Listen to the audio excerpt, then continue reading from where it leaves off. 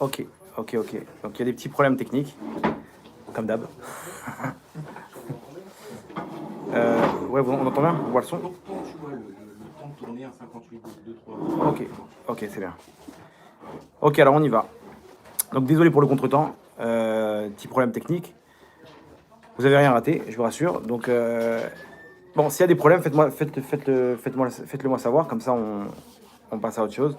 Ok, donc je reviens sur ce que je disais. Donc le cours ce soir, c'est les drogues et les dépendances. Donc même si vous ne droguez pas ou que déjà de savoir qu'est-ce que ça représente dans les mondes d'en haut, qu'est-ce qu'Hachem il veut avec ça, ça peut nous apprendre une tonne de choses à nous sur notre vie.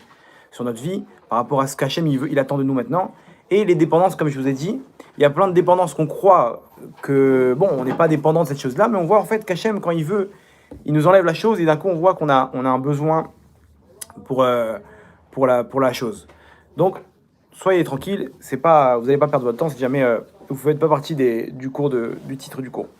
Ok, donc si vous voulez bien, on va commencer avec une histoire. Le Rav Yaakov Galinsky à la Shalom, il raconte qu'un jour il marchait, il avait un cours à faire à Tel Aviv, et sur la route comme ça pour arriver là-bas dans la rue, amen, il voit une voiture qui s'arrête, il lui dit Rabbi Yaakov, il voit un vieux comme ça, un zaken, il lui dit viens, où tu vas? Il dit je vais à tel endroit. Il dit c'est encore loin, viens, je t'amène. Bon, il monte dans la voiture et il lui dit vous me connaissez? Il dit bien sûr, Yaakov, tu te rappelles pas? J'étais avec toi dans les camps. Alors Rav Yaakov Galinsky, c'était un rescapé, il n'était pas dans les camps de la mort, mais il était rescapé du goulag. Il était dans les camps de travail là-bas en Russie, en Sibérie, Hachem Yirachem. Non, il avait un voisin qu'il a rencontré après la Shoah, que lui, il est sorti des camps de la mort. Et il lui dit, j'ai perdu ma femme, mes enfants, je sais pas ce que je vais devenir. Il était détruit, le mec, détruit. Et le Rav, il l'a attrapé, il lui a dit, à l'époque, donc le Rav Galinsky l'a attrapé, il lui a dit, regarde, je vais te raconter une histoire. La Gemara, elle nous raconte l'histoire de Sancheriv. Sancheriv, c'était un des dirigeants du monde à l'époque, okay, un des plus grands, et lui, il a décidé de conquérir Jérusalem. Donc il avait déjà conquis une partie d'Israël, et il lui manquait Jérusalem, le royaume de Yehuda. Sauf que là-bas, hein, à la différence de l'autre partie d'Israël, c'était des tzadikim. Hiskiyahu Améler, c'était un tzadik. Là-bas, il a envahi Jérusalem avec toute une armée, des centaines de milliers d'hommes. Parce qu'on lui a dit, Jérusalem, c'est imprenable. Il est arrivé là-bas, il a investi les lieux, il a sorti ses jumelles, et il voit une bande de prêtres, des mecs avec des talis et des tefilines. Il dit, tu m'as dit que c'était imprenable, ils sont où les soldats? Je vois rien, il y a quoi? Il dit, non. Tu vois pas, mais ils ont leur Dieu qui les protège, ils sont intouchables. Bon, il commence à rigoler, il dit, mais c'est une blague, qu'est-ce qu'ils veulent ces gens-là? On va en faire qu'une bouchée. Qu'est-ce qu'il fait? Il décide d'attaquer au petit matin, ok? Non, Hiskiyahu Améler, à la Shalom, lui, c'était Pessar ce soir-là. Il a levé les yeux vers le ciel à la fin de la prière, et il a dit à Hachem, nous on n'est pas capable de se battre, on n'est pas capable de prier, rien du tout. On va faire les mitzvot que tu nous as demandé de faire, on va aller dormir, et toi tu t'occuperas de nos ennemis. Et comme ça ils sont partis dormir, ils se réveillent à la première heure pour la tfila, et ils voient une scène d'horreur devant leurs yeux. Ils voient tous les soldats morts par terre, des centaines de milliers de cadavres. Qu'est-ce qui s'est passé? Les anges, ils sont venus faire un chant devant Hachem. Hachem, il leur a dit non. Aujourd'hui, c'est en bas que vous allez faire le chant, à Yerushalayim. Les anges, ils sont descendus. Ils ont chanté Hachem là-bas, à côté des soldats. Tellement que le chant, il était puissant, la gdoucha du chant était puissant, ils sont tous morts. Alors Neshama, elle est sortie. On vous rendez compte de la force un chant, des fois, il peut transcender une personne. Eux, à tel point qu'ils sont morts. Ils ont tellement été transcendés que leur Neshama, elle est partie. Maintenant, Sancheriv, il est resté vivant avec trois autres, dont Nabucodonosor, Nebuchadnezzar, qui était celui qui a détruit le premier temple, qui a pris la suite. Sancheriv, avant de rentrer en guerre, il est rentré dans son temple d'Avodazara, et il a dit là-bas, il a juré, il a fait la promesse que si jamais il arrivait à détruire Israël, il sacrifierait son fils à l'idole. Alors son fils, il faisait partie des généraux de l'armée là-bas. Il finit la bataille, donc ils s'en vont bredouille quoi. Ils sont plus que 4, lui, son fils et 2 autres. Il retourne là-bas Et il décide, Sancheriv, de quand même sacrifier son fils. Même si l'idole ne lui a pas donné ce qu'il voulait, il décide quand bien même de prendre son fils et de le sacrifier. Son fils, il a vu ça, il dit, mais ça, mais il est fou, quoi. Il a compris qu'il était fou, il a compris qu'il voulait tuer, il a sorti son épée, il a tué son père. Et comme ça, il est mort, Sancheriv. La Gemara, comme ça, nous raconte. Et il y a, Rav Yaakov Galinsky lui dit quoi? Il dit, tu vois, ça c'est l'histoire. Regarde ces gens-là, dans les forces du mal, le mec, on vient de lui détruire toute son armée, tout son empire. Il n'a plus rien, il lui reste que dalle, et il décide de tout reconstruire. Il décide de repartir à zéro et de reprendre son idole et de sacrifier son fils. Il lui dit, écoute bien, si une force comme ça, elle existe dans les forces du mal, ça veut dire que cette force-là, elle existe dans les forces du bien. Et si c'est ça, crois-moi que tu peux toi aussi tout reconstruire malgré tout ce qui s'est passé. Tu as perdu toute ta vie, tu as perdu ta famille, tu as perdu ta femme, tu as perdu tes enfants. Mais toi aussi, sache que si tu arrives à puiser cette force, elle existe. Si elle existe dans les forces du mal, c'est qu'elle existe dans les forces du bien. Si tu arrives à trouver la force, tu vas pouvoir tout reconstruire. Il lui raconte l'histoire, il lui dit, c'est ce que tu m'as dit. Et on s'est séparés. Et ton histoire, elle m'a accompagné toute ma vie. Chaque fois que j'étais en détresse, chaque fois que je me dis, comment je vais faire? Je me suis rappelé de ce que tu m'as dit, quand tu as dit, si cette force, elle existe dans les forces du mal, elle existe dans les forces du bien. Je peux réussir. Et comme ça, il s'est répété, je peux réussir, je peux tout reconstruire, etc. Et comme ça, il s'est remarié, il a reconstruit une famille, il habite en Israël, et il rencontre maintenant, des années plus tard, le Rav Galinsky, et il lui dit, regarde, il lui montre des photos, il dit, ça c'est ma femme, c'est mes enfants, j'ai tout reconstruit. Il lui répète, il lui dit, quand cette force, elle existe dans les forces du mal, elle existe aussi dans les forces du bien. C'est ce que j'ai fait, Hachem me l'a donné, j'ai tout reconstruit. Waouh, le Rav Galinsky, il a entendu cette histoire. Il dit, waouh, regardez ce qui s'est passé, il a puisé les forces pour tout reconstruire, d'où? Parce que cette force-là, elle existe dans les forces du mal. Ok, de cette histoire-là, on va comprendre que tout ce qui existe dans les forces du mal, les drogues, les dépendances, on va détailler, ok? Sachez qu'il y a la même force dans les forces du bien. Ça veut dire, c'est quoi la drogue? Qu'est-ce que ça représente dans les forces du mal? Ok? Et qu'est-ce qu'il y a dans les forces du bien qui correspond à la drogue? Vous allez voir que même si vous ne vous droguez pas, vous pouvez savoir à quoi ça correspond pour pouvoir utiliser cette force dans le bien. Même si on n'est pas dans cette force-là, dans le mal. Donc ça peut nous servir aussi pour notre vie, pour l'utiliser. Et donc tout est dépendance. On va comprendre comment ça marche. Alors comment ça marche le système des forces du bien et des forces du mal? Il faut savoir une chose, comme ça il ramène Rabbi Yaakov Abuchatzera, à la Shalom, dans son livre Marsof Lavan, il ramène que les forces du bien, elles sont composées selon les sphirotes. Les sphirotes, c'est quoi? Il faut comprendre que la lumière d'Hachem, elle ne nous arrive pas directement. La lumière d'Hachem, elle est trop forte. Donc elle est divisée en plusieurs midot, plusieurs sphirotes, plusieurs sphères, ok, comme une douche. Un jet qui est ultra puissant, on peut pas le capter. Ça va nous faire... Donc on est un pommeau de douche pour pouvoir diviser la puissance, la pression du jet d'eau. Pareil, la lumière d'Hachem, on met ces sphirotes-là, qui sont au nombre de 10, ok, 11, parce que si on compte le date et le keter, ça fait 11, le keter il n'est pas dedans, ok, ça fait, on va dire 10. Ces 10 sphirotes, c'est la lumière d'Hachem. Dans les mondes d'en haut, Hachem, sa lumière, elle est à l'image d'un homme. C'est-à-dire que ces 10 sphirotes, comment elles sont réparties? À l'image d'un homme. Il y a keter, il est au-dessus de la tête, ok, Chorma, Bina, Da'at, ok, Da'at c'est plus la nuque, Chesed, Gvura, Tiferet. Les deux jambes, c'est Netzach, Od. Et la bride, c'est Yesod, Malchut. Ok, 10 sphirotes qui sont comment la lumière se diffuse dans les mondes d'en bas. Ok, et chacune des sphères, des sphiras, elle a une caractéristique. D'accord? Maintenant, il y a exactement la même lumière dans les forces du mal. Dans les forces du mal, on appelle les 10 sphirotes des clipotes. Ok? Il y a 10 sphirotes de la Kedusha et les 10 sphirotes des clipotes. Ok? Petite introduction. Pendant la sortie d'Égypte, Akadosh Baruch Hu, avec les 10 plaies, il a frappé les 10 forces du mal qui correspondaient aux 10 sphirotes des clipotes, des forces du mal. Ok? Je ne vais pas rentrer dans les détails, mais chacune, elle correspondait, d'âme, etc., ça correspondait à une des caractéristiques dans les forces du mal. Pourquoi? Parce que les Bnei Israël, ils étaient capturés par ces forces du mal, et il fallait frapper ces 10 sphirotes-là pour libérer le Ham Israël. Ok? Très bien. Aujourd'hui, il y a encore ces 10 sphirotes du mal. Et le Ham Israël, il est pris dedans. Vous allez voir qu'aujourd'hui, c'est plus les mêmes forces du mal qu'il y avait en Égypte. les idoles, etc., ça s'est transformé. Il y a d'autres choses aujourd'hui qui sont aujourd'hui les drogues et les dépendances.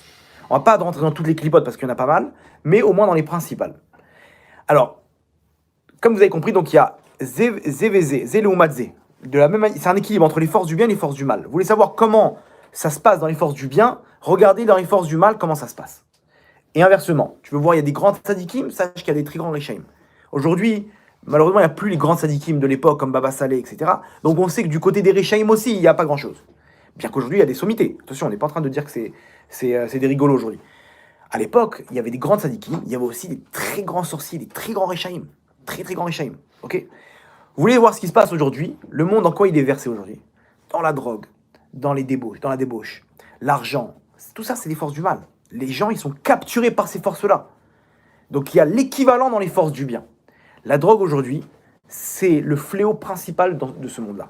Les gens, ils sont attirés par ça. Le monde, il tourne autour de ça. Maintenant, les gens, ils ont perdu la tête avec ça. C'est une dépendance. C'est impossible à s'en sortir. On va expliquer comment s'en sortir, Bezrat Hashem. Mais c'est impossible, naturellement parlant, de dire bon, je vais faire une pause. Et le mec, c'est une dépendance terrible. Et ça lui donne un état d'esprit. Le mec, il est au 7e ciel. Il se sent bien. Il est détendu.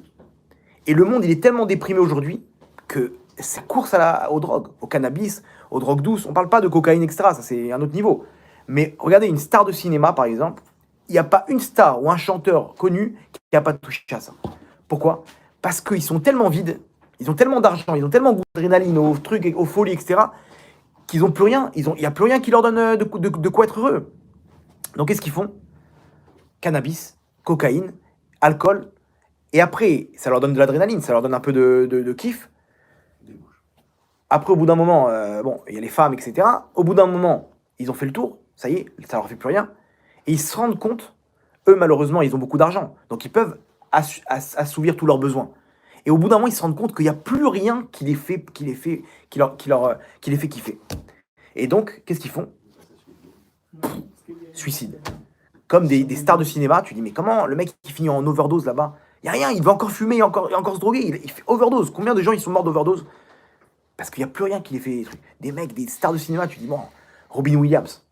Tu dis, c'est un mec, il est bien dans sa peau, je sais pas. Il est marrant, s'il fait rire, c'est qu'il est heureux, lui. Suicide. Mike Brandt. Les mecs, ils ont tout. Qu'est-ce que tu veux de plus? Il a le succès, il a les femmes, il a l'argent, il est beau gosse, il chante. Ça y est, ta vie, elle est tracée, non? Combien de fois on se dit, si je gagne au loto, je serai là le plus heureux, je ferai 1, 2, 3, 4. Voilà, ces gens-là, ils ont gagné, entre guillemets, au loto. Ils sont plus riches que quelqu'un qui a gagné au loto. Et ils finissent, ils se suicident. Vous savez le taux de suicide qu'il y a dans les gens qui ont gagné au loto? Il y a pourcentage d'une quinzaine de pourcents de gens qui ont gagné le jackpot au loto qui se suicident. Comment c'est possible? Qui rentrent dans la drogue, ça c'est 70%. Et il y a un truc là-bas. Aujourd'hui, vous savez ce qu'ils font? Ils proposent à la personne, on ne te donne pas toute la somme, on te donne tous les mois une somme. Aux États-Unis, c'est ce qu'ils font aujourd'hui.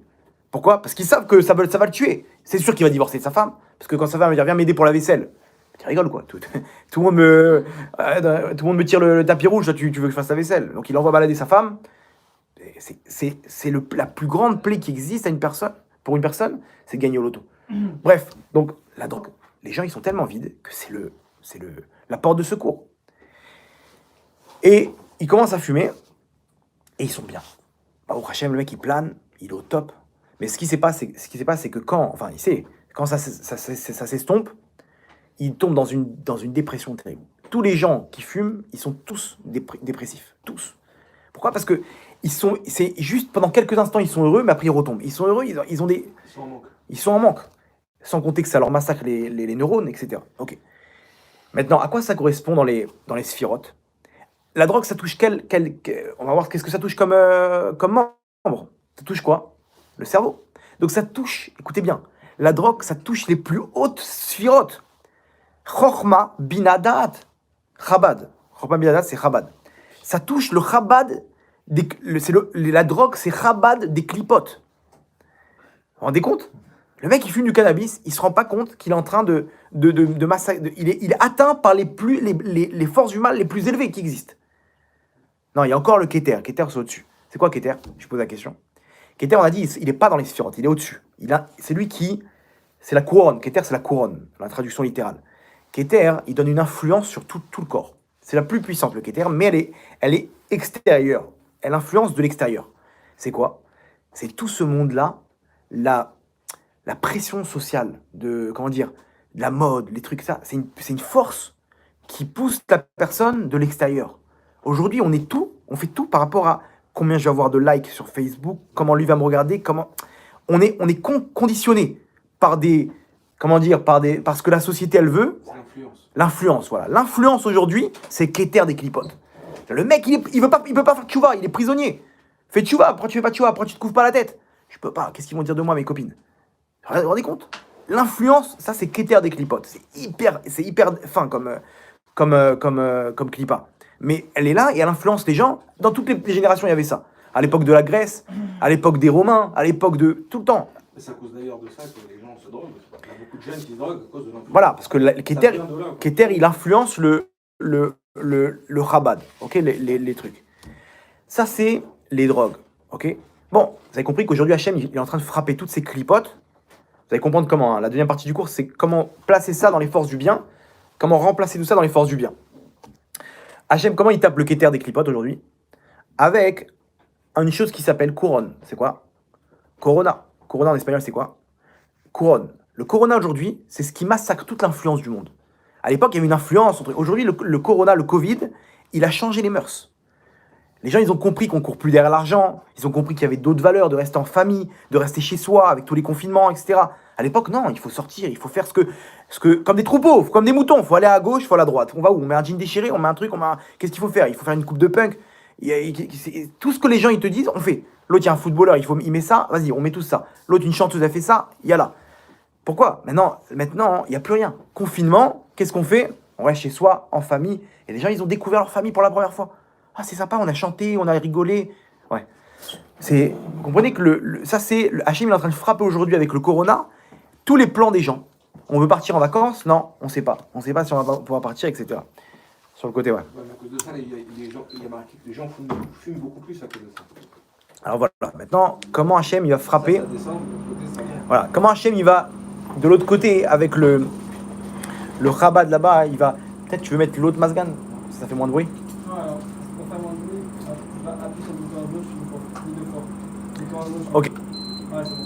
Si vous entendez un bruit, c'est le masgan. Ouais, c'est bon. Ok, tu veux mettre l'autre derrière là? Ok. Ah ouais. C'est un gros bruit, mais ça va. Non, c'est pour avoir plus d'air. Ok, on continue. Vous avez compris le système ou pas? Donc aujourd'hui, vous allez me dire alors, comment placer ça dans les forces du bien? Le mec, il plane dans les forces du mal, ok? Mais il a aucune... il est vide en fait. Dans les forces du mal, ça représente quoi? Ça représente... Quelle est la mitzvah que je fais avec mon cerveau? La plus grande mitzvah que je puisse faire avec mon cerveau, H24, c'est quoi? La Emouna. La Emouna, c'est ce qui permet de planer. Quand quelqu'un il est ma'amin, regardez un rave qui a la Emouna, il est serein. Ce que s'appelle, le Chovat Alevavot, il dit Menuchat Anefesh, la sérénité. À Kol Beseder, à Kadosh Baruch Hu, il ne se trompe pas, tout va bien. Le mec, il plane. Le mec qui a la Emouna, il plane, mais attention, il plane, mais il est plein. Il a une plénitude. Il sent avec Hachem. Donc en fait, c'est illimité. Ok, il y a des épreuves. Il perd la Emouna, mais après il a un meilleur niveau d'Emouna, encore plus grand. Il grandit encore de plus en plus. Il arrive à un niveau de Emouna. Regardez les plus grands rabbinim, tu peux leur annoncer la pire des nouvelles. Ah, Kol Beseder. Ouais, mais j'ai fait tel avéro de rab. T'inquiète pas. Détente. Hein, vous voyez, vous connaissez ces rabbinim ou pas? Tranquille. Il fume quoi? Il n'y a pas, il fume la Emouna. Comprenez? Donc les forces du mal, c'est quoi? Il nous donne la Emouna dans le mal. C'est quoi? Tu vois un mec qui a fumé, il a la Emouna. Tout va bien. Il plane le mec. Je sais pas comment ça s'appelle. Le Nirvana. Il est au Nirvana, le mec. 7e ciel. Il est tranquille. Tu lui parles d'une 3e guerre mondiale. Ouais, t'inquiète pas. Et truc. Il est serein, le mec. Il est serein. Par contre, dès que ça descend, il est encore plus vide qu'avant. Ok? Et il a encore une plus grande dépendance. Plus stressé. Voilà. Maintenant, c'est quoi l'équilibre qu'il y a dans les forces du bien? La Emouna. Emouna, ça touche dans les forces du bien ces sphirotes-là, Chabad, ok? Et là, il sent bien, il est serein. Et on va voir comment le faire. comment le déplacer. Donc vous allez voir qu'aujourd'hui, on fait un cours inédit. Pourquoi? Parce je ne pense pas que la Torah, elle parle du côté drogue, à part le côté que c'est dangereux pour la santé, etc., que ça sourd au niveau de Venish Martem Meod al Nafsheterem, il y a une mitzvah de faire attention à sa santé, ok? Mais La Soterem, c'est Nefesh. Nefesh, c'est l'être, quoi, tout ce qui correspond à l'être humain, quoi. Après Nefesh, c'est. Ouais, c'est le corps aussi, le corps humain. Donc, à part le fait que c'est interdit au niveau santé, à part si un médecin il a autorisé, ok? Mais sinon, comment sortir de ça? Vous allez voir que la Torah, elle donne des clés. Ok, une autre dépendance, et vous allez peut-être pas être d'accord avec moi au début, mais vous allez voir qu'en fait, tout le monde dépend de ça, et Hachem, il nous l'a prouvé il y a 2 semaines. Une autre dépendance, quand on descend dans les sphirotes, Tiferet. Tiferet, c'est quoi dans les forces du bien? La Torah. La Torah, c'est Tiferet. C'est le cœur. Le cœur, il alimente tout le corps. Ok? La Torah, hein, c'est elle qui donne, qui alimente toute notre vie, en fait. C'est elle qui donne les solutions, le mode d'emploi. Sans elle, il n'y a pas. On appelle comment la Torah? Etz Chaim il amachazikim ba. C'est un arbre de vie. Celui qui attrape la Torah, il a la vie. C'est quoi l'équivalent dans les forces du mal? Allez, je vous laisse deviner. Oui. C'est pas forcément quelque chose d'interdit. Facile. Tu penses à quoi? Je sais pas. Aujourd'hui, qu'est-ce qui est le Etz Chaim des forces du mal? Sans ça, une personne, il se sent déséquilibré. La bouffe. Non, ça va. La de la bouffe, quoi. Les désirs. Ouais, mais il peut vivre sans. Mec, ça rentre dans les désirs aussi. C'est-à-dire que, regardez, aujourd'hui j'ai un problème. Regardez, je vais vous faire deviner. Aujourd'hui j'ai un problème. Dans la Torah, j'ai solution à tous mes problèmes. Ouais, l'argent.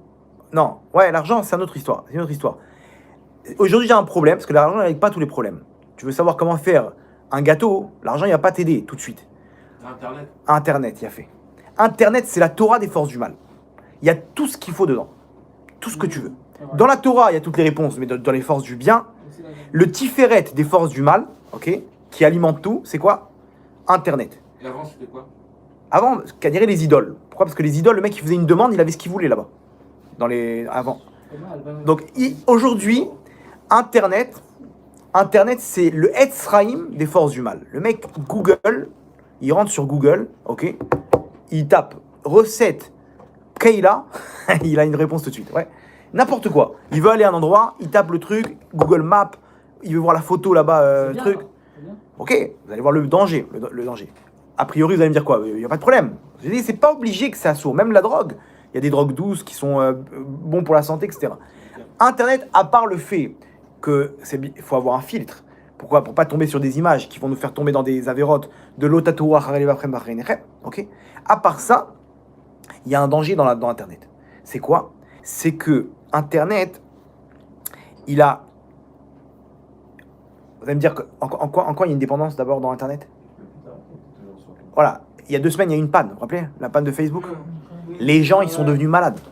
Hachem, il nous a montré avec cette panne combien on était tous des zombies. Ils font une panne de 5 heures. 5 heures, 6 heures, 7 heures, je sais pas. Tu peux communiquer avec personne. C'est-à-dire, si j'avais annoncé, écoutez, à tel endroit de la ville, il y a du réseau, vous aurez vu là-bas une queue là-bas de gens, une foule. Les gens, vous les voyez dans les restaurants, les machines, ils sont bloqués avec leur WhatsApp. Les gens qui courent partout, on les a vus avec Pokémon Go. Les gens Internet, ils sont fous. S'ils n'ont pas leur WhatsApp, ils se sentent pas bien. C'est une drogue. C'est une drogue, c'est une dépendance. Ils sont dépendants d'Internet. Donc vous allez voir qu'ici, il y a une force du mal qui attire les gens à être connectés au monde. Si tu es connecté au monde, tu n'es pas connecté avec ta vie. Alors vous allez voir comme c'est fin. On a dit, bon, il est clair qu'il faut avoir un filtre. On ne parle pas de côté interdit. Encore une fois, je ne rentre pas dans le côté halakha. Halakha, on peut raconter tous les problèmes qu'il y a sur Internet. Et je vous conseille, ça fait pas de mal, ça coûte que dalle, c'est d'avoir un filtre pour pas que des images elles vous sautent et que ça vous fait... voilà. C'est gratuit, même pas. Vous mettez contre les sites et tout ça, surtout si vous avez des enfants. C'est primordial. Ok. Je parle pas de ça. Je parle du côté maintenant, qu'est-ce que ça représente dans les forces du mal, ce truc. Donc on a dit, c'est Etzraïm des clipotes. C'est lui qui nourrit tout ce que je veux. Dans ma vie, tout ce que je veux. Si j'ai pas ça, je me sens mort. Mort. Le mec sur Internet, il a plus ses mails. Les gens, ils travaillent dessus. Et encore pire maintenant avec le corona, tout le monde a appris à faire tout sur Internet.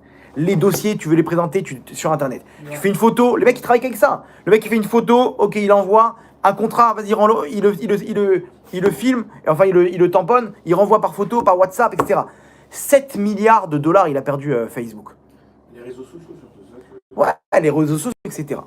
Ok, vous allez voir comment les gens, ils vivent de ça. Et surtout des réseaux sociaux. Surtout des réseaux sociaux. Qu'est-ce qui se passe? Regardez dans la paracha de cette semaine, on nous parle de Sodome. La destruction de la ville de Sodome, la ville d'Amora. 4 villes là-bas sur 5 elles ont été détruites. Là-bas, l'ange Gabriel, il a détruit la ville. Il a rasé la ville, ok, avec du sel, avec du feu et du sel, du soufre là-bas. Ils ont rasé. Il leur dit là-bas, Lot et sa femme et ses 2 filles, ne vous retournez pas. Vous n'avez pas le droit de vous retourner. La femme de Lot, elle s'est retournée, elle a été curieuse, elle a été transformée en statue de sel. Pourquoi? Parce qu'elle a refusé du sel avant de donner du sel. Voilà, selon la punition, selon le sens simple, elle voulait pas faire du chesed avec le sel, donc elle a été punie par le sel. Là-bas, aux anges, quand ils ont reçu les anges, l'autre il a dit, chérie, amène le sel. Elle dit, ouais, tu t'exagères, oh, combien on va leur donner? Ok, donc elle a été punie par le sel. Ça, c'est sur l'histoire. Maintenant, pourquoi elle a été punie comme les habitants de Sodome? C'est curiosité. Ok, mais pourquoi la curiosité lui donne la même punition? Qu'est-ce qu'elle a fait? Elle a regardé seulement, ma baya. Quel est le problème? Quel est le problème de regarder? C'est la mida qui est pas bonne. Le Marsha, il dit, enfin la Gemara, elle ramène ça. L'homme, il est là où ses yeux sont. Il se trouve là où il regarde. Ça veut dire quoi? Regardez, je vous donne l'exemple. Tu marches dans la rue, il y a une vitrine Zara. Tu vois je sais pas, une veste en cuir sur le ils l'ont bien mis, bien posé, etc. Ton regard, il a déjà imaginé comment tu vas être à la place de ce mannequin-là et comment tu vas la porter. Ok? Comme elle a regardé, on nous dit que c'est comme si qu'elle était là-bas. Donc, il y a la punition de trucs. Mais Hachem, il a voulu nous apprendre par là que ce que tes yeux regardent, c'est comme si que tu es là-bas. Sur Internet, Ce que ton cœur veut. voilà. Sur Internet, le but, c'est quoi? C'est de nous sortir de là où on est. C'est-à-dire, le mec qui regarde des vidéos d'un truc en Chine, au Japon, au Mexique, en Inde, il voit des femmes et des machins. Ses yeux, il regarde, sa tête, elle est là-bas. Ses pensées, ils sont là-bas. Donc, il est tout sauf avec sa famille. Il ne pourra jamais réussir dans son couple s'il est tout le temps connecté avec le monde. Parce que son être, il n'est pas avec ça, il est pas chez lui. Il est tout le temps à l'extérieur. C'est Nosach qui nous dit ça. C'est un truc de fou. C'est-à-dire qu'on ne se rend pas compte combien, en effet, il est destructeur au niveau de notre être, de pouvoir se connecter avec sa famille, parce qu'il est connecté avec le monde extérieur, il est là-bas. Il est tout sauf à sa place. Parce que le but de notre vie, c'est quoi? De faire notre rôle sur Terre. Mais quand je t'enlève ton rôle et je te connecte à d'autres rôles, donc t'as du mal. Ok. Maintenant, faut comprendre une chose. Il y a 2 clipotes qui s'appellent Mahalat et Lili. Avec un taf à la fin. Ne le dites pas, ça ramène une mauvaise influence. 2 clipotes. Ces 2 clipotes-là. Alors, juste, j'explique c'est quoi le terme clipote pour comprendre. Clipa, c'est-à-dire l'écorce. C'est comme l'image d'un fruit. Il y a un fruit, ok? Il y a la peau et il y a le fruit. Pour arriver aux forces du bien, ok? Il faut passer par les forces du mal. Il y a l'équilibre entre les deux. Quand je dis clipote, vous comprenez que c'est les forces du mal. Il y a 2 clipotes qui s'appellent Mahalat, une qui s'appelle Mahalat et une qui s'appelle Lili. On ne dit pas le nom complet, ok? Parce que celle-là, elle est très dure, ok? Mahalat, c'est une clipa qui amène la joie à une personne à partir des forces du mal. Machol, c'est quoi? C'est une danse de joie. Machol, c'est une danse de joie. Mahalat, c'est une force du mal qui donne à une personne un effet de bien-être, comme il y a dans la drogue. Temporaire. Ok? Temporaire. Maintenant, le problème, c'est quand elle s'en va, cette force du mal-là, cette mahalat, le mec, d'un coup, il se sent vide. Ok? Quand le mec, il est dans une boîte de nuit, il a bu de l'alcool, il a fumé un petit truc, il sent un bien-être terrible. D'où il vient ce bien-être? Il vient d'une simcha, d'une joie des forces du mal qui s'appelle mahalat. Ok? Donc, enchanté. Enchanté, on connaît maintenant comment ça marche. Voilà. Cette force-là, où elle intervient dans Internet? Elle intervient, je vous donne l'équivalent scientifique de cette force du mal, ça s'appelle la dopamine. C'est quoi la dopamine? Dopamine, c'est quand une personne elle arrive à remplir un objectif, il y a quelque chose qui est sécrété dans son cerveau qui s'appelle la dopamine. Il a un esprit de bien-être. Regardez, quand vous avez rempli un objectif, on t'a fixé un objectif, allez, si t'arrives à... Le mec, il se met un challenge, il arrive, il se sent bien. Pourquoi il se sent bien? Parce que son cerveau, il a sécrété une substance qui s'appelle la dopamine. Et donc, il se sent bien. Ok? Maintenant, il a rempli un objectif. Il veut remplir un deuxième objectif. C'est pour ça que c'est bien de se fixer des objectifs dans la vie. Ça met une pression, mais à la fin, ça te donne une joie terrible. D'où elle vient cette joie? La dopamine. C'est quoi le problème? C'est qu'aujourd'hui, ils arrivent à nous faire sortir cette dopamine, mais pour rien. Comment? Ceux qui ont fait les réseaux sociaux, ils ont créé un système où ils vont créer chez les gens de la dopamine, et donc il y aura une dépendance, parce que la personne elle se sent bien, mais derrière, il n'y a rien du tout. Comment? Je vais vous dire comment. Une personne qui voit qu'il a plein de likes sur Facebook, ou plein de vues sur YouTube, ou plein de pouces, ou de smileys, ou je sais pas comment ça s'appelle aujourd'hui, il se sent bien ou pas? Il vient, il voit qu'il est aimé. On lui a mis il a mis une photo sur Facebook, et il voit comment tout le monde, ouah, t'es trop belle, t'es trop mignonne, oh là là, c'est super, vous êtes trop mignon. Quand elle regarde les commentaires, qu'est-ce qu'elle pense, cette femme? Elle se sent bien. Pourquoi elle se sent bien?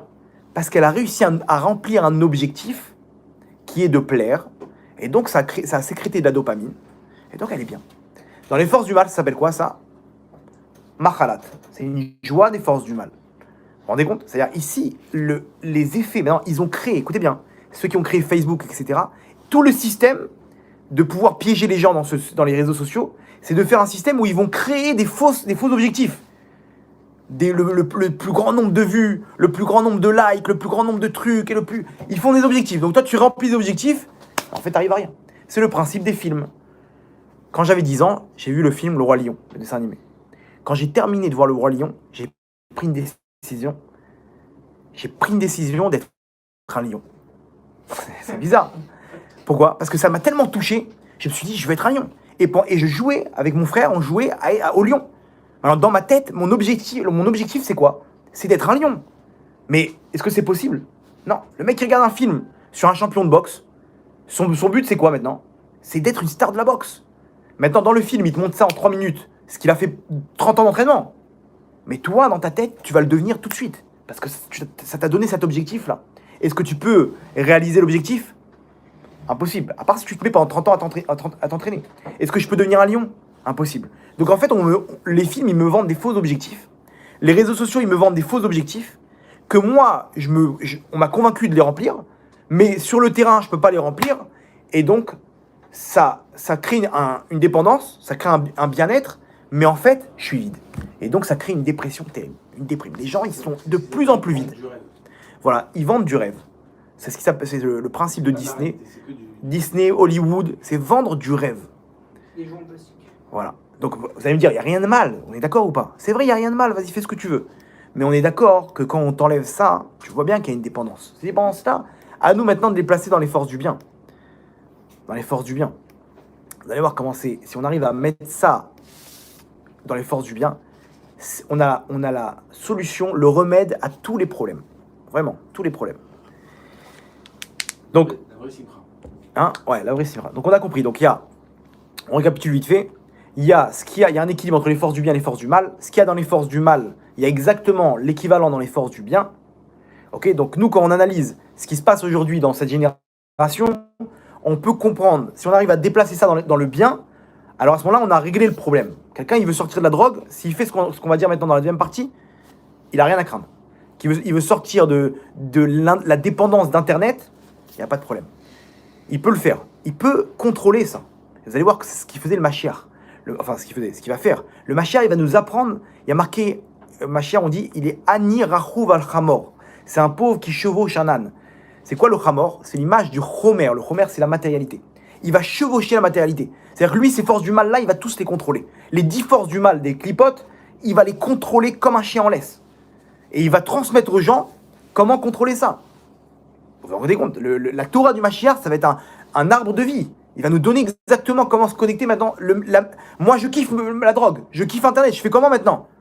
T'inquiète pas, on va t'expliquer comment le faire. C'est ce que le Mashiach il va nous donner. Là, on va donner des petites entrées, mais ça va être l'essentiel de la Torah du Mashiach, c'est comment contrôler tout ça. Ok? Et l'alcool, c'est quoi comme... L'alcool, ça fait partie des mêmes dépendances. On va pas faire toutes les clipotes, mais vous comprenez que c'est le même genre. C'est des dépendances. Je pense que c'est plus dans le cerveau aussi, la drogue. Où ça agit l'alcool? Dans le cerveau, le mec il est bien. Il plane quoi. Il plane. Il sent bien. Tu vois le mec, il a pas son alcool, il est pas heureux quoi. Ça reste dans le cerveau, je pense. Ça touche à ça.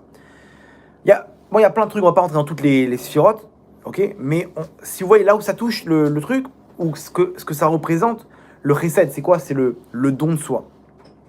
Il y a aujourd'hui des gens, ils font des dons de soi dans n'importe quoi. Ils ont un...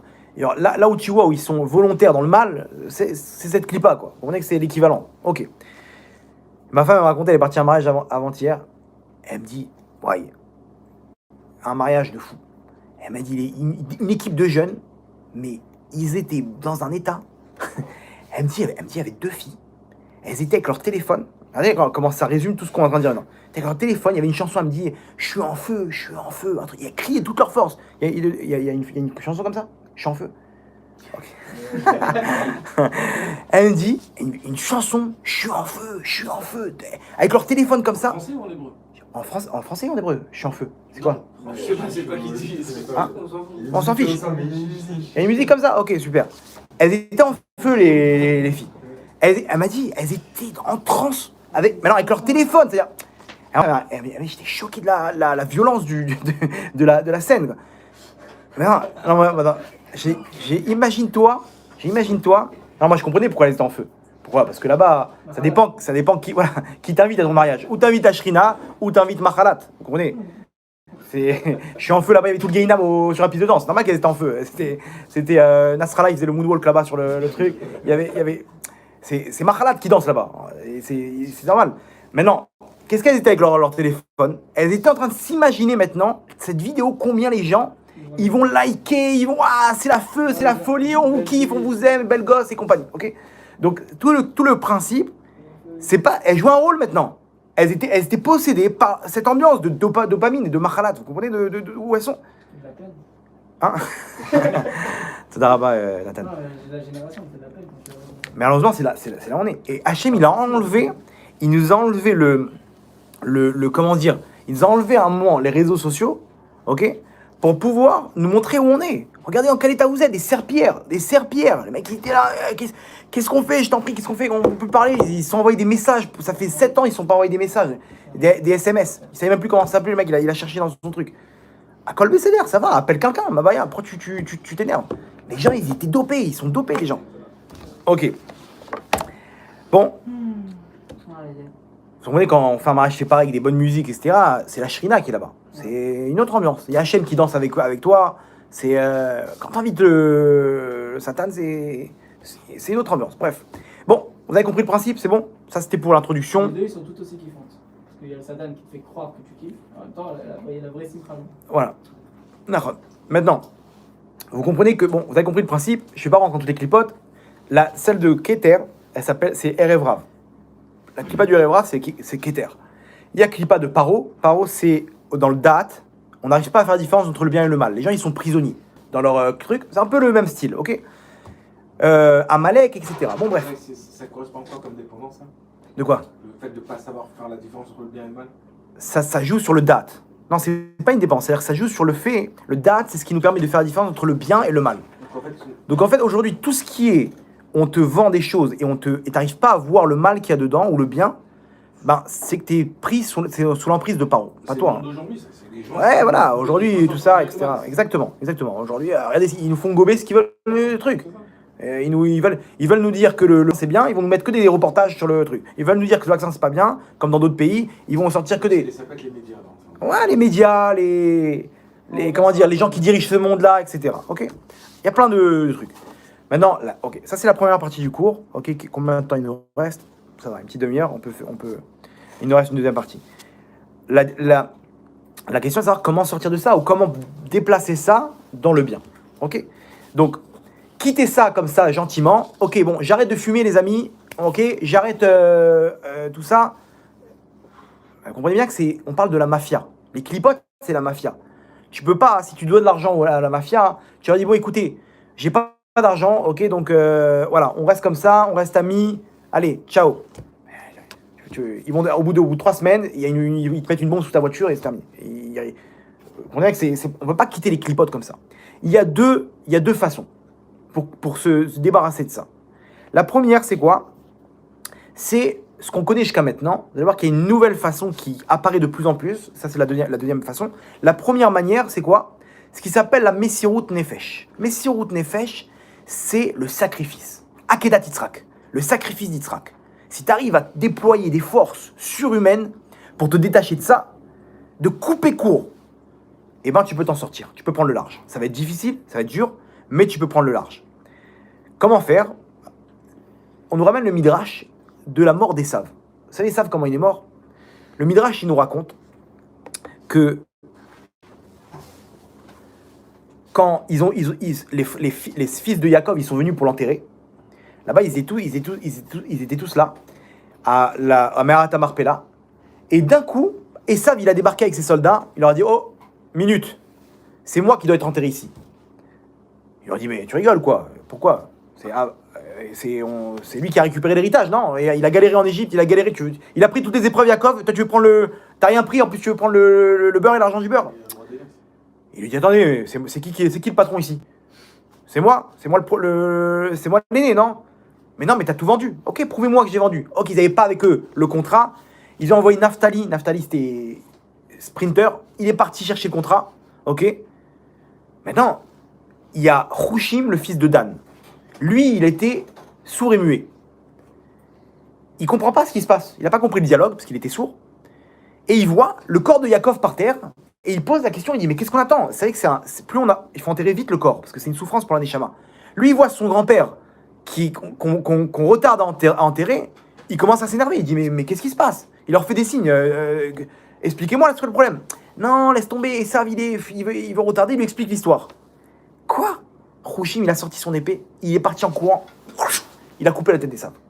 Il a terminé l'histoire en 2 secondes. Il a marqué que la tête d'Esav allait tomber à l'intérieur de la grotte et le corps, il est tombé sur place. Pourquoi? Parce que les pensées d'Esav, elles étaient cachères. Mais son corps, il était attiré par les drogues et par les femmes. Ok. Il était possédé par les clipotes. Donc, sa tête, elle a été enterrée dans le bon côté et le corps dans un autre côté. Très bien. Maintenant, Hushim, il nous donne la marche à suivre. Et ça, il représente les clipotes. Ok. C'est les forces du mal. Comment te débarrasser des forces du mal? Il faut leur couper la tête. Ça veut dire faire un acte qui va te déconnecter définitivement de la chose. Je sais pourquoi tu rigoles. Je vous donne un exemple. Je vais vous raconter une histoire personnelle. Quand j'étais à la yeshiva, peut-être après, si tu veux bien, on racontera une autre histoire. J'étais à la yeshiva et j'étais avec mon iPhone. Donc je vous présente, j'ai pas d'iPhone maintenant, j'ai un téléphone qui est même pas d'SMS. J'ai même pas internet, rien du tout. Ok. J'étais avec mon iPhone, j'avais le 4S à l'époque, ok. Et j'étais à la yeshiva. Maintenant, à la yeshiva, on n'avait pas le droit d'utiliser le iPhone dans les pauses. À la pause, je finissais d'étudier, j'étais comme un drogué sur mes WhatsApp, les cours, les salons. Non, j'avais rien de pas cachère. J'allais voir un maximum les résultats sportifs, etc. Ok. Les infos et tout. C'est ça mon kiff. Il y avait des jeux là-bas, des trucs, des applications de balles, mais des trucs. Et les groupes WhatsApp, les machins, hop, combien de messages, qui est-ce qui t'aime dans ta vie? Est-ce que tu existes ou pas? Ok. Maintenant, j'étais là un moment, je regarde le téléphone et je me dis, mais je suis un esclave ou quoi? Mon kiff, je l'ai que là-bas. J'ai levé les yeux vers le ciel, j'ai dit, Hachem, je vais prendre une décision maintenant, ok? Je sais pas comment je peux quitter ça, mais moi, je me débarrasse de cette histoire. Et toi, tu t'occupes de me donner le même kiff dans les forces du bien. Ok? Moi, je m'occupe de me débarrasser de ça et toi, tu t'occupes du reste.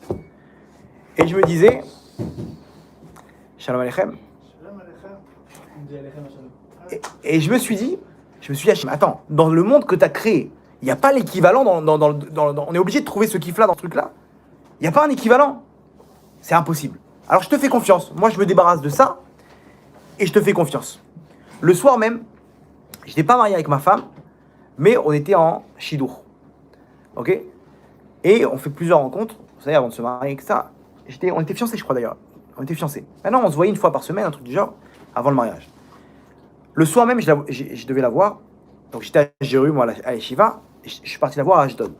Je lui dis, écoute, ce qu'on va faire, c'est que ce soir, on va marcher au bord de mer. Le long de la plage. Elle me dit, ok. Donc on marche, on discute, etc. Et en plein milieu, sur la plage, je sors mon téléphone et j'écris comme ça, elle me voit un truc. Elle me dit, qu'est-ce que tu vas faire? J'ai attends, ne bouge pas, c'est une surprise. J'écris sur mon téléphone, Timche et Zecher Amalek mitachat hashamayim. Efface le souvenir d'Amalek en dessous du ciel. Je l'écris comme ça en gros. Ok. J'enlève la puce. Et je lui montre comme ça, elle comprend pas. Ok. Je prends le téléphone, je me retourne, je l'ai envoyé comme un frisbee dans la mer. Pouf. Elle me regarde, elle me dit, mais qu'est-ce que tu fais? C'est un iPhone, c'est 2500 shekels. Quoi. Là-bas, le truc, je pensais pas que j'allais raconter un jour cette histoire, je croyais que c'était, je voulais rester, mais je me suis dit, ça peut renforcer des gens. J'ai dit, écoute bien, ici, il faut couper la tête des saves. Si je veux rentrer dans la Torah, je veux réussir dans la Torah, il est clair et net que j'arriverai pas avec ces trucs-là.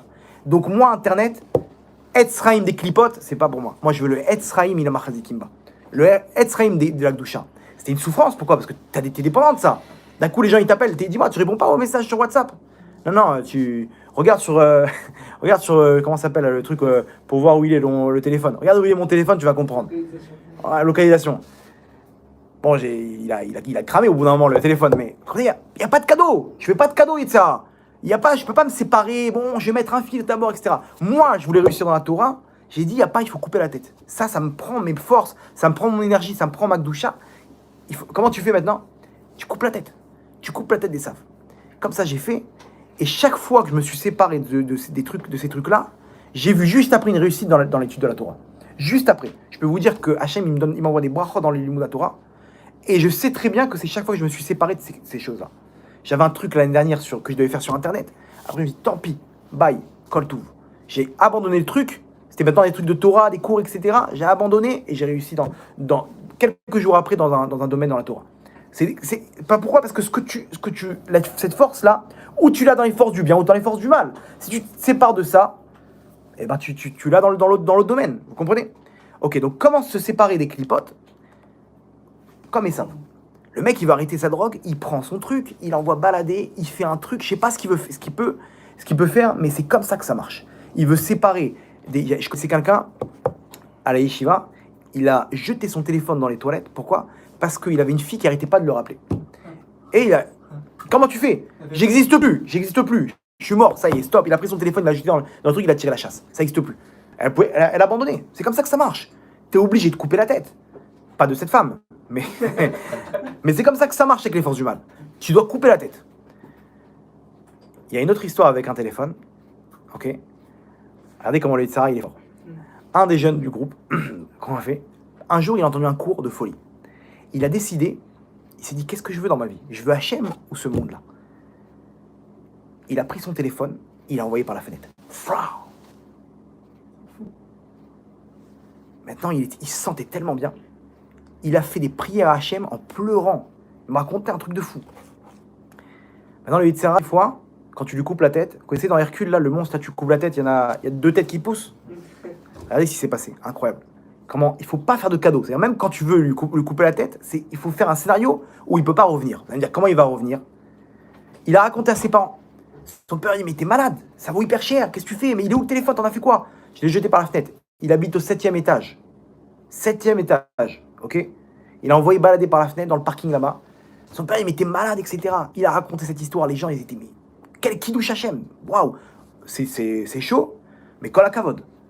Son père, il est descendu le lendemain matin. Il s'est dit, tiens, je vais voir où il atterrit le téléphone. Il voit le téléphone en miettes. Il prend le téléphone, il amène un réparateur, il dit, oh, regarde, on peut faire quelque chose. Au moins on le vend, je sais pas, on fait un truc. Le réparateur dit, qu'est-ce qui s'est passé? Il raconte l'histoire. Il dit, waouh! Et il est courageux, ton fils. Il regarde le téléphone, il dit, waouh, t'as de la chance. Le circuit à imprimer à l'intérieur, là, intact. C'est juste la coque et l'écran. Il lui a changé la coque, l'écran, ça lui a coûté 700 shekels de réparation. Il a ramené le téléphone à son fils dans le tiroir. Il lui dit, regarde, il ouvre le tiroir, il revoit le téléphone en place. Ah, retour à la case départ. Vous vous rendez compte? C'est-à-dire que quand tu veux le faire, il faut trouver un acte. N'aie pas peur, tu vas lui faire de la peine à cette femme, cette Goya, tu vas lui faire de la peine à un truc. Tu coupes les bords. Alors, c'est sûr qu'il faut prier à Hachem qui nous aide. Mais c'est comme ça que ça marche. Ça, c'est la première histoire. Première possibilité. Ce qu'on a dit, Messirut Nefesh. Ok, il nous reste un peu de temps. Messirut Nefesh, c'est la première manière de se séparer de ces forces du mal. Ok, donc c'est pas simple. Okay. Deuxième chose, entre parenthèses, je veux dire, au bout d'un moment, dans tous les cas, Hachem il va nous couper de tout ça. Pourquoi? Hachem il nous a donné un aperçu avec Internet là maintenant. Il nous a donné un aperçu avec le Corona, qu'on était coupé du monde. Ok, le mec il voulait tromper sa femme, il était bloqué, il était confiné. Ok, mais surtout que demain il peut y avoir une guerre. Vous avez vu ce qui s'est passé avec la Chine là? La Chine, ça fait le tour du monde l'histoire. La Chine elle a envoyé un missile balistique hypersonique, je crois 5 fois la vitesse du son. Ok, missile nucléaire, tête nucléaire, qui a fait le tour du monde complet et qui a atteint la cible. Vous vous rendez compte, ça veut dire quoi? Ça veut dire que ça peut attaquer de nulle part. Il n'y a plus de défense. Un missile balistique, il a une trajectoire. Tu peux l'intercepter en calculant cette trajectoire. Mais lui, il n'a pas de trajectoire. Quand il décide, il appuie sur un bouton, il atterrit sur la cible. Vous vous rendez compte de quoi on parle? La Chine, ils peuvent demain... Et la Chine, c'est pas des... Ils sont pas dans les sentiments, eux. Ils sont pas... C'est pas comme les Américains, ils ont eu des films d'amour. Donc ils ont un petit peu de cœur, on va dire. La Chine, ils ont aucune pitié. Regardez ce qu'ils font, ils mangent des chiens, etc. Ils ont pas de pitié. On m'a montré une vidéo des chiens, ils les trempent dans de l'eau brûlante. Ça m'a fait mal au cœur. Eux, d'un coup, ils voient que les États-Unis, ils vont envoyer des bombes atomiques dans tous les sens. Ils ont aucune pitié. Demain, il y a des bombes atomiques qui partent. Il n'y a plus Hollywood, il n'y a plus Internet, il n'y a plus Facebook, il n'y a plus rien. Vous êtes d'accord que demain, ça peut s'arrêter cette histoire? Une bombe neutron, c'est terminé. Déflagration, laissez tomber. Cyberattaque, ok, ils piratent Facebook et compagnie, ils piratent les serveurs, il n'y a plus Internet dans le monde. Et la Chine, ils n'en ont rien à battre d'Internet parce qu'eux, ils ont un Internet interne. Donc eux, ils vont pas perdre de cette histoire-là. Et c'est des cracks, les Chinois. C'est des cracks. C'est plus Made in China de l'époque. Aujourd'hui, on voit le Corona, ça tient, ça tient la route. Hein. Bref. Donc vous voyez qu'au bout d'un moment, Hachem il va nous déconnecter de gré ou de force. Donc autant nous de le faire maintenant, d'arriver à se déconnecter de ces clipotes. Ça c'est la première manière. Deuxième manière, entre parenthèses, s'il y a une guerre nucléaire, le pays le plus en sécurité, ce serait quoi? Ce serait qui? Israël. Pourquoi? Parce que Israël, ça fait des années qu'ils préparent des missiles balistiques de défense. Là, ils sont en train de faire un laser, là. Vous avez vu ça? Un laser. Ah, mais ça va durer longtemps. Non, il est déjà prêt. C'est juste une question... mais non, imaginez-vous que Hachem, il a fait en sorte de mettre la menace iranienne et la menace des Qassam et des roquettes pour qu'Israël, ils mettent tous les cerveaux sur le coup, et ils ont développé un parapluie sur toutes les couches, que ça soit au niveau de... Même s'il y a une pluie de météorites, Israël, ils peuvent être protégés. Si c'est un laser, c'est des clichés, tac, tac, tac, tac, tac, c'est terminé. Voilà, toutes les portées, maintenant, chinois ou pas chinois, etc., Israël, c'est le pays. Hachem est en train de faire un scénario où Israël, ce sera le pays le plus en sécurité au monde. Vous vous rendez compte? Comme pendant la Seconde Guerre mondiale. Les Juifs, où ils étaient le plus en sécurité? En Israël. Bizarre, hein? Ah ouais, mais vous avez les Palestiniens, les bombes. Ah, t'inquiète pas. Hachem sait que son pays, c'est le plus protégé. Petit clin d'œil pour ceux qui sont en route Slaretz.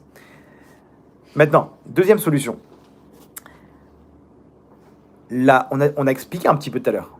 Tu veux donner cette simcha dans les forces tu veux remplacer cette joie dans les forces du mal, il faut donner la simcha dans les forces du bien. À partir de quoi je peux arriver à la simcha dans les forces du bien? Comme il nous dit le Messilat Yesharim. Le Messilat Yesharim nous dit comme ça. Premier Perek Aleph, le premier Perek, deuxième paragraphe là-bas, il commence, il dit Ukshetistakel od badavar. Quand tu regardes dans la chose, tir'e kiashlemut ha'amiti urak advekut bo yitbarach. La perfection, la plénitude qu'un homme il peut avoir, c'est quoi? La proximité avec Hachem. Dvekut bo yitbarach. L'idabek b'Hachem de se rapprocher à Hachem. La dvekut b'Hachem, c'est la proximité avec Hachem, de sentir dans les bras d'Hachem. On va expliquer comment le faire. Et vous allez voir que plus on se rapproche de la Géoula, plus c'est accessible. À l'époque, c'est que les tzadikim qui arrivaient. Maintenant, on va voir que chacun il peut y arriver. Ve'umashaya, David Amelech Omer, Va'ani kirvat Elokim litov. La proximité avec Hachem, c'est ma drogue. Litov, c'est ça qui me fait du bien. Le bien-être, le menuchat hanefesh dont nous parle le Chovot Alevavot, la sérénité des forces du bien, c'est ça qui peut faire tomber toutes les forces du mal. Comment on y arrive à la dvekut b'Hachem? Par la Emouna. La Emouna, de comprendre qu'Hachem en od milevado. Il n'y a rien d'autre. Aya ove iye. Il était, il est et il sera. Il n'y a que lui et rien d'autre. Quand on arrive à comprendre que c'est que Hachem et on est d'Avougbo, on sent une force tellement grande que le mec il plane. Allez à Ouman, vous voulez voir ça? Allez à Ouman, ok? Vous allez à Ouman là-bas, vous allez voir, il y a cette ambiance-là. L'ambiance un peu du Beth Amikdash. T'aimes tout le monde, tu te sens bien. Toute personne qui a été à Ouman, il peut vous dire, Rabbi Nachman, lui dans la Géoula, c'est la Torah de la Géoula, lui c'est l'avant-centre de la Géoula, Rabbi Nachman. Il a donné vraiment comment y arriver. Là-bas, Ouman, c'est cette ambiance. Il y a une ambiance. Ah, Nathan, t'as été à Ouman? Tu ressens ça ou pas? Voilà. T'as été. C'est dur d'y aller. J'étais, mais pas à Rosh Hashanah. Pas à Rosh Hashanah. C'est dur d'y aller, mais quand t'es Voilà. là, waouh. Ok, je suis pas Breslev, hein, mais je peux vous dire, moi j'ai été une fois dans ma vie. Il y a une chose qui me fait kiffer dans l'étude de la Torah, c'est le Beth Amikdash. Quand j'étudie le Beth Amikdash, je me transporte dedans. Et je m'imagine l'ambiance qu'il y avait. La chose dans ce monde qui ressemble le plus à cette ambiance-là, du Beth Amikdash, voilà, c'est les ambiances Ouman ou 717, Personne se- Fabrigen, etc. Les ambiances de simcha intense, de dvekut bachem. Dvekut bachem. Tu peux être avec la personne que tu détestes le plus au monde. Je peux te dire que tu te retrouves à Ouman dans une ambiance, tu le prends dans tes bras. Tu sais pas ce qui t'arrive là-bas. Il y avait là-bas, il y a des tentes qui sont toutes collées. Il y a 1000 personnes par tente. Maintenant, il y en a un, il s'est levé sur une chaise, il a commencé à chanter. Maché, aya, aya. Il a commencé à chanter comme ça. Toute sa table, elle s'est levée.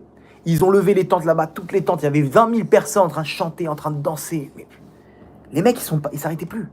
Maintenant, tu pouvais rentrer à l'intérieur, ils étaient en train de planer. C'est pas le Nirvana, c'est pas le Parc des Princes. C'est une autre ambiance là. Ce qu'il y a là-bas dans les forces du mal, tu peux l'avoir dans les forces du bien. Comment ça s'appelle? Qu'est-ce qu'il dit David Ameler? Vani kirvat Elokim litov. Proximité avec Hachem. Quand tu es avec Hachem, tu es dans ses bras. Emouna. Tu n'as rien à craindre. Alors comment le faire? Ok, tu es gentil, mais comment on fait? Alors regardez. Or HaChaim HaKadosh. Il nous donne la solution. C'est écrit noir sur dans le Or HaChaim HaKadosh, Parashat Emor. Le Or HaChaim HaKadosh, là-bas dans la Parashat Emor, le Or HaChaim HaKadosh, c'est aussi un meneur de jeu là-bas dans la Géoula. Le Or HaChaim HaKadosh, Parashat Emor. La Parashat Emor, elle nous parle de tous les adultères là-bas. Des trucs, si tu vas avec ton père, avec ta mère, avec ta tante. C'est quoi on nous parle? La Easter.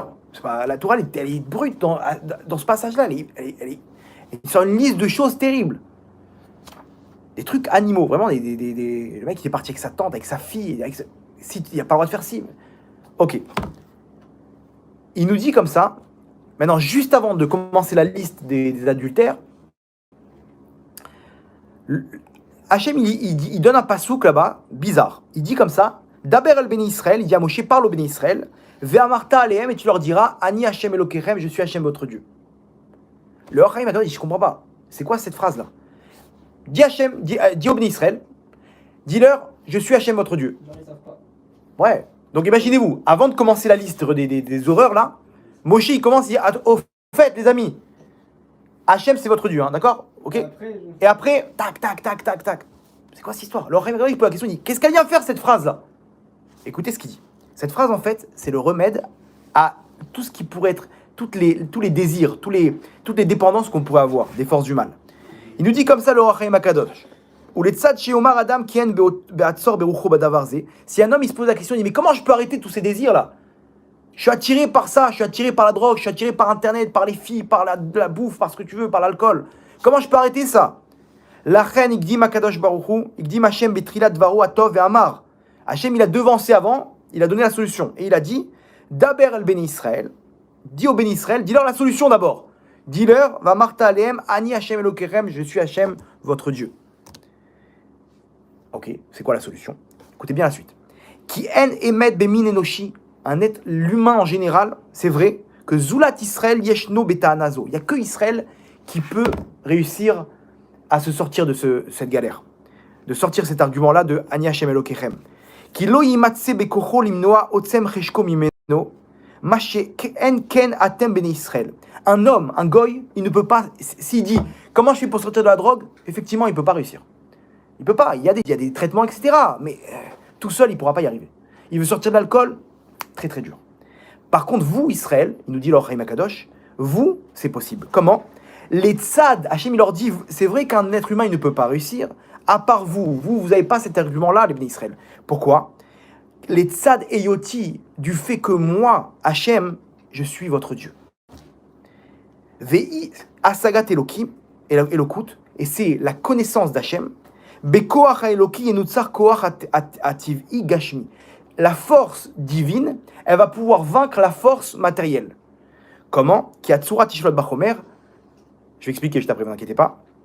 Là, le fond, il dirige la forme. Kshiaskim ish Israël, et là c'est la solution, en fait c'est le résumé. Quand un homme, un Ben Israël, il va être d'accord, leidabek bashem. À ce moment-là, yishlot betivo, il va dominer sa nature. Il nous dit quoi, le Rach Chaim Akadosh? Il nous dit, si jamais un Ben Israël, un gars il peut pas réussir à ça, mais un Ben Israël, lui, il peut y arriver. Comment? À partir du moment où il se dit, Ani Hachem Elokechem. Hachem m'a dit, je suis Hachem ton Dieu. Ça veut dire quoi? Ça veut dire quoi? Hachem, c'est mon Dieu. À moi, le pauvre type que je suis, la fourmi, Hachem, il te dit, mon fils, papa, il est là. Je suis Hachem. À partir du moment où tu arrives à te rentrer ça et à être accompagné d'Hachem en te disant, Hachem, il me dit, mon fils, je suis là, je suis ton Dieu, je t'accompagne et je t'aime et je suis ton papa et je te lâche pas. Alors à ce moment-là, chez Askim Israël, Ish Israël, Leida Bek Bashem, alors là, à ce moment-là, quand je suis d'accord, moi, de dire Hachem, si tu es avec moi, alors je te prends la main, je suis avec toi. Si je suis d'accord de me rapprocher de lui, à ce moment-là, je peux sortir de n'importe quelle dépendance. Pourquoi? Parce que j'ai un remplacement. C'est quoi? C'est Kirvat Elohim. La proximité avec Hachem, c'est une drogue qu'on ne peut pas s'en passer. Ceux qui ont goûté à ça, c'est leur moteur. Et c'est ça qui font leur mitzvot. Il fait ses mitzvot que pour se rapprocher d'Hachem. Quand une personne, elle goûte à ça, c'est terminé. C'est la drogue. Comment il y arrive? Il te dit, là, Chaim Akadosh. Il te dit en résumé, comprends. Hachem est en train de te dire, comprends que je suis ton Dieu. Si tu as compris que je suis avec toi et que tu peux en un instant, rien que si tu veux te rapprocher de moi, tu peux réussir n'importe quel challenge au monde. Vous entendez ça? Alors, le Baal Shem Tov, à la Vachalom, un jour, lui, tout celui qui rentrait chez lui, il sortait, il était heureux, il était guéri, il était riche, toutes les brachot du monde. C'était une force spéciale, le Rach Chaim Akadosh. Le Baal Shem Tov, pardon. Le Baal Shem Tov aussi, c'était une pointure dans la Géoula. Enfin, c'est un Torah, quoi. Et un jour, une des princesses là-bas, une des filles du gouverneur, l'un des gouverneurs là-bas, elle a dit, attends, elle a dit à son médecin, elle a dit, je comprends pas, moi j'ai une maladie, ok, j'ai un problème, le médecin il n'a pas réussi à trouver le truc, il dit, viens, on va aller voir le Rav là-bas, le Baal Shem Tov.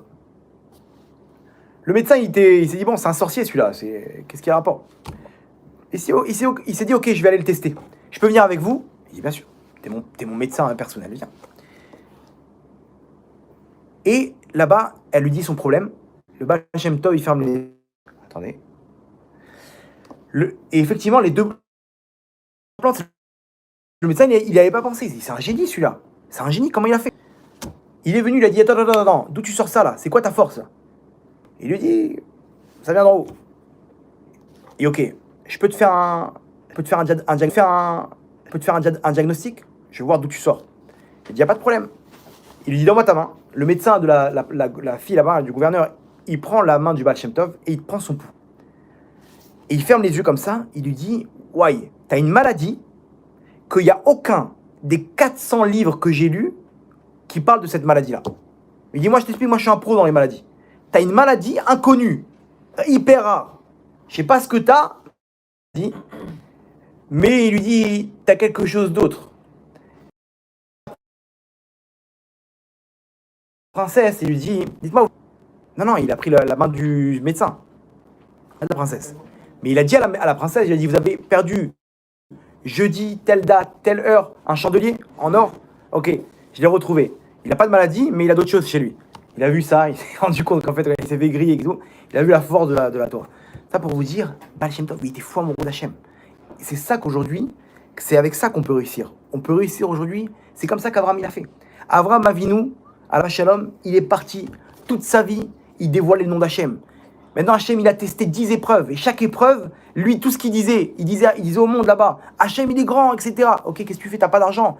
T'es obligé de te retrouver en Égypte là-bas pour récupérer de l'argent. Imaginez-vous qu'est-ce qu'il doit dire Abraham. Il est là en train de leur dire, Hachem, il est grand, mais lui-même, il est pauvre, il n'a pas d'argent, alors qu'Hachem, il a tout promis. Il n'a pas d'enfant, il n'a pas de terre. et il part là-bas de ville en ville, et il parle d'Hachem, et les gens ils regardent, ils disent mais t'es mignon, mais t'as rien du tout. Et lui il leur dit si, Hachem il a décidé, c'est lui le patron, c'est lui le Meller, vous inquiétez pas, Enod Milevado. Comme ça il dévoilait la Emouna, Avraham Avinu. Jusqu'à qu'il est parti en Égypte, on lui prend sa femme. T'es parti où? Et lui, Avraham, il s'inquiétait pas. Il était là en train de leur dire, vous croyez qu'Hachem il va m'abandonner? En davar kazé, Akadosh Baruch Hu, ou Melech al kol haolam, plus grand que Paro. Et Sarah, elle est rentrée chez Paro là-bas, plein d'émouna. Et effectivement, Paro, il est venu pour se rapprocher d'elle. Hachem, il envoie Gabriel. Gabriel, il vient à côté de Sarah, il dit, qu'est-ce que je fais? Je le rends dedans. Vas-y, tape-le. Paro, il arrive, il s'approche de Sarah. Ah, il comprend pas, il dit, qu'est-ce qui se passe? Agar, la fille de Paro, la princesse, elle voit ça, elle dit, mais c'est quoi cette émouna? Elle voit Avraham Avinu, une bombe atomique, elle voit Sarah, elle bouge pas, classe, dans le palais de Paro, elle voit des anges qui la protègent. C'est quoi cette émouna? Elle a dit, je préfère être une servante chez lui, là, chez Avraham, avec cette proximité qu'il a avec Dieu, que d'être la princesse de Abu Dhabi. Comme ça, elle a dit. Elle est partie. Elle a vu la grandeur. Paro, il a dit, vas-y, vas-y, Bechavod. Mais non, il est parti riche, avec du menu, du gros bétail, Avraham. Il y a marqué là-bas, il est reparti dans chacune des villes. Rachid dit pourquoi? Pour rembourser Para et Takafotav. Pour rembourser là où il se trouvait, il a dû payer les hôtels, il a dû payer les trucs. Les dettes. Attends, depuis quand? Vous connaissez des hôtels qui font des dettes? Surtout à l'époque. Aujourd'hui, bon, ils font une facture. Mais à l'époque, tu pars, Vous savez, c'est quoi les dettes? Le Khatam Sofer, il dit la Emouna. Il leur a dit alors, vous vous rappelez, j'ai pas d'argent, j'ai rien du tout, je suis un pauvre type. Regardez ce qui s'est passé.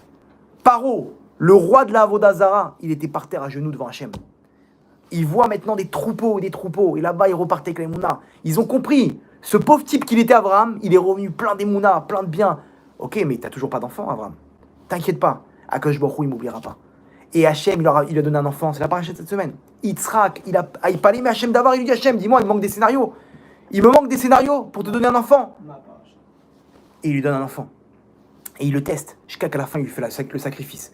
Mais qu'est-ce qu'ils vont dire? Il n'y a pas. Je leur dirai aux gens, oui, j'ai sacrifié mon fils. C'est ça Hachem, il veut. Et Hachem, il se trompe pas. C'est ça la Emouna. Hachem, on est avec toi, envers et contre tous. Comme ça, il était Abraham. Et c'est ce qui coule dans nos veines à nous. Et quand on y arrive à proclamer la grandeur d'Hachem, à ce moment-là, il ne peut rien nous arriver. Comment? Il nous dit, alors, Kadosh, Ani Hachem Elokechem, je suis avec toi, mon fils. N'aie peur de rien. T'arrives pas à avoir d'enfant, n'aie pas peur, je m'occupe de toi. T'arrives pas dans le Shalom Bayit, je m'occupe de toi. T'arrives pas dans les drogues, t'inquiète pas, je suis là. Nafshi cholatavatecha, tu vas être fou amoureux de moi. Aie confiance, sois d'accord de me suivre dans cette aventure. Quand un juif, il dit d'accord, il prend la main d'Hachem, c'est terminé. Il n'y a plus de problème, il n'y a plus d'épreuves. Cette personne-là, elle est heureuse. C'est ça l'héritage du Ham Israël. C'est ça qu'on doit recevoir et c'est ça la lumière de la Géoula qu'Hachem est en train de dévoiler de plus en plus. Toutes ces épreuves qu'on a, à la fin, elles se terminent bien. Comme ça pour Yosef Hatzadi, comme ça pour Moshe Rabbeinu, David Ameler, Avraham, Yitzhak, Yaakov, à la fin, c'est bien terminé. Mais ils ont prouvé à Hachem combien ils étaient là. C'est ce qu'Hachem il nous demande. Ça, c'est comme ça qu'on peut arriver à sortir de toute dépendance. Quand on arrive avec la Dvekout B'Hachem, la proximité avec Hachem, à ce moment-là, on est rempli de Gdusha et on peut abandonner n'importe quoi. Maintenant, c'est des pommes de terre pour toi. La drogue, Internet, les films, c'est des ch'touillottes, c'est des pommes de terre. Maintenant, tu veux plus de tout ça. T'as goûté Hachem. Goûte, t'as amour où? Goûte et tu verras combien c'est bon. Ça, c'est quand une personne est décidée. Quand tu fais tes mitzvot, maintenant, fais-les avec ça, avec Hachem. Hachem, je le fais pour me rapprocher de toi. Et dans tes épreuves, c'est comme ça que ça marche. Vous avez encore 5 minutes, on finit avec une histoire? Ok. L'histoire incroyable de Mordechai Rovchkin. Vous avez entendu parler de lui? Mordechai Rovchkin, aux États-Unis, c'est un chassid. Aux États-Unis, il avait une entreprise. Je crois qu'il était Chabad d'ailleurs. Enfin, il est Chabad toujours. Il avait une entreprise. Bon, il est tombé dans un peu le blanchiment d'argent. Malheureusement, aujourd'hui, on va pas dire, il y a aucune personne qui est en dehors de ça. Comme tout le monde, c'est pas par vol, mais par manque de sérieux, on va dire. Un peu de blanchiment d'argent à droite à gauche. Bon, malheureusement, aujourd'hui, c'est un fléau. Le mec, il est au chômage en France, au Portugal, en Italie, les allocations familiales partout, etc. Lui, pareil. Il avait 2-3 trucs qui n'étaient pas clean. Ok. Maintenant, il a renvoyé là-bas un de ses travailleurs qui l'a balancé.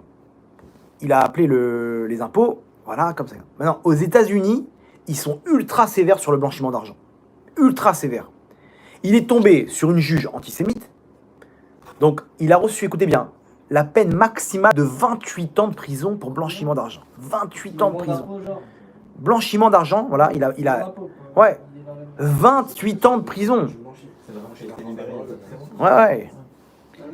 Il s'appelle, ouais, c'est un chassid, quoi. Maintenant, 28 ans, imaginez-vous ce que c'est. Hein. Même un meurtre, le mec, il prend pas 28 ans de prison. Je sais pas ce qu'ils ont... Non, il est tombé sur... C'est connu, cette histoire, c'était vraiment une injustice.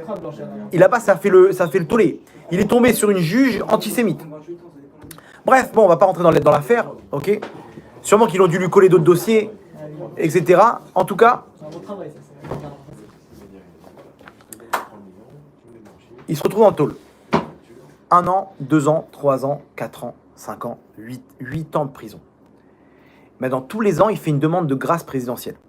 Alors, il y a une loi aux États-Unis qu'on ne peut pas faire cette demande-là. Vous savez, c'est quoi la grâce présidentielle? À la fin de l'année, en décembre, comme ça, pour les fêtes de fin d'année, le président des États-Unis, il gracie des prisonniers. Il les libère avant leur truc.